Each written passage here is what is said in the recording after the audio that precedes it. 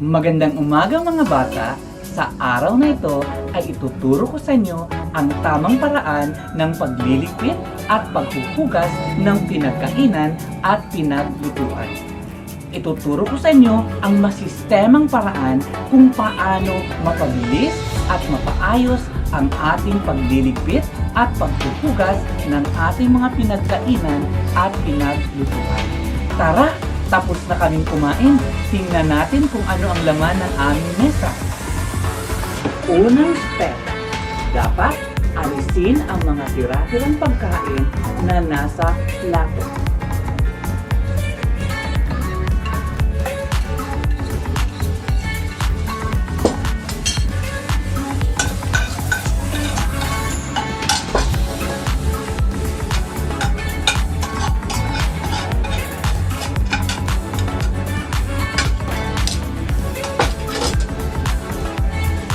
Pangalawang step, pagsama-samahin ang magkakaparihang pinggan sa isang tray.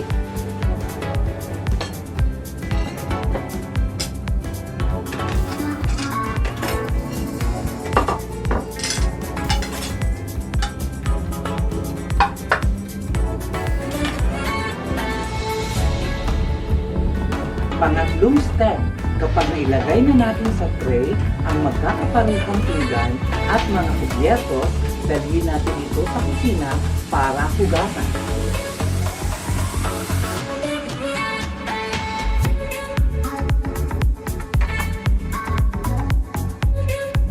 Pang-apat, itago ang mga natirang pagkain at saka natin linisin ang ating mesa.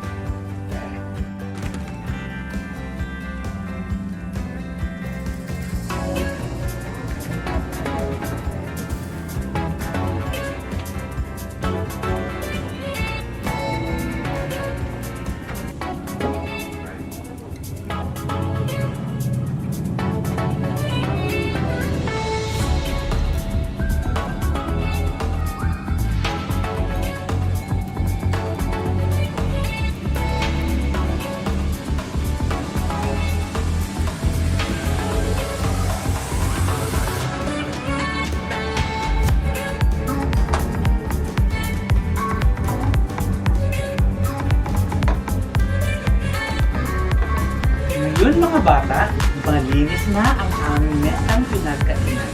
Sana po ay natuto kayo paano ang masistemang paraan upang mapabilis at mapaayos ang ating mga pinagkainan at ang ating mesa.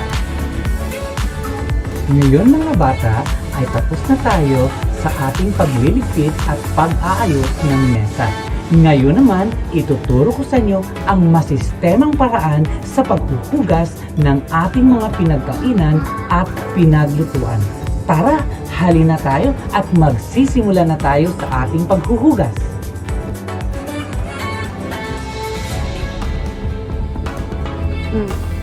Simulan natin ang ating paghuhugas ng ating pinagkainan sa mas malinis na kasangkapan. Ilagay natin ang ating mga huhugasang pinagkainan sa dakong kanan ng ating lababo, ayon sa kanyang pagkasunod-sunod. Isimulan natin sa baso o glassware, sa mga kubyertos, sa plato at glassware, sa mangkok at siyempre. Ang pinakahuli ay ang mga kaldero at kawali at iba pa.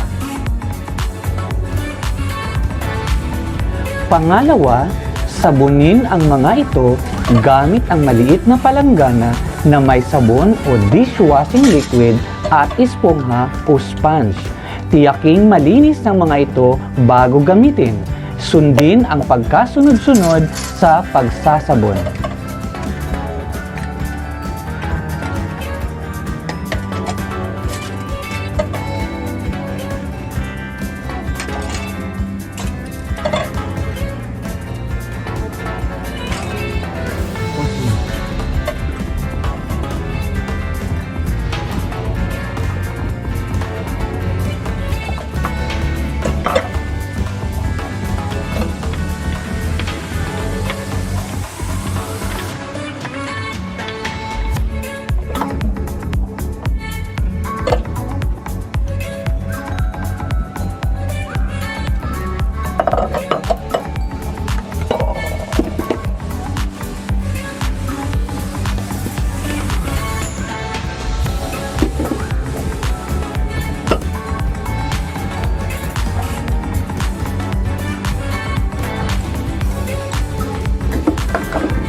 Pangatlo, banlawang mabuti.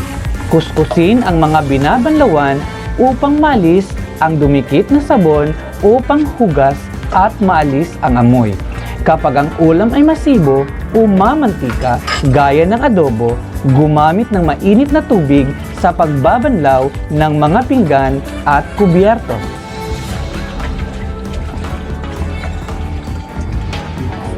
Ilagay sa dish rack at pabayang tumulo ang tubig.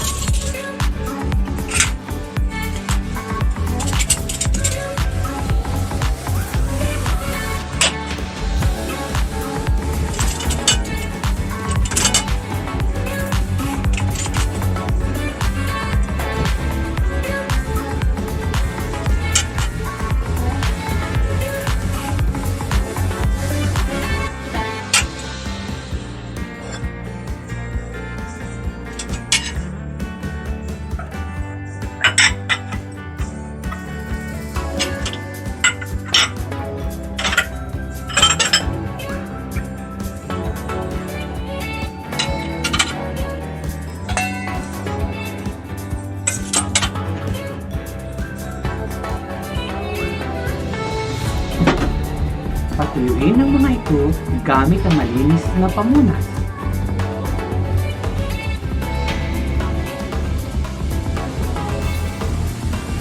Ang mga baso ay hindi dapat punasan upang hindi lumabo. Iligpit o ilagay ang mga ito sa dapat kalagyan pagkatapos hugasan at patuyuin ang lahat ng pinagkainan at pinaglutuan.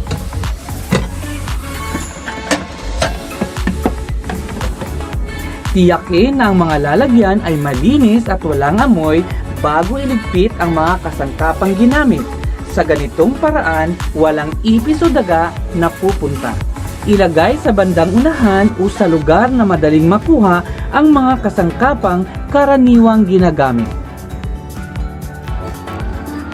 Ngayon mga bata, tapos na tayo sa ating paghuhugas. So napag-aralan na natin ang masistemang paraan sa pagliligpit, paghuhugas at pag-aayos ng ating mga pinagkainan at pinaglutuan. Kaya sa paggawa natin sa mga gawain ito sa ating pamamahay, dapat magiging masaya tayo. Bawal ang simangot, kailangan sa pagsasagawa natin sa mga bagay na ito, dapat happy lang.